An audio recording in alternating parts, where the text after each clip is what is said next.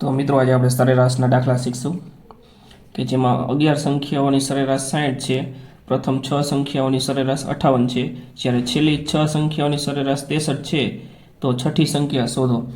તો સૌપ્રથમ આપણે 11 સંખ્યા આપેલી છે જેની સરેરાશ 60 છે, તો આપણે તેની સંખ્યા 11 ગુણ્યા 60, તો 11 ગુણ્યા 60 એટલે આવશે 660। હવે તેવી રીતે એમને કીધું છે પ્રથમ 6 સંખ્યાઓની સરેરાશ 58 છે, તેને આપણે સાઈડમાં લખશું પ્રથમ 6 એટલે 6 સંખ્યાઓની સરેરાશ 58 છે, તો 6 ગુણ્યા 58 એટલે આવશે 348।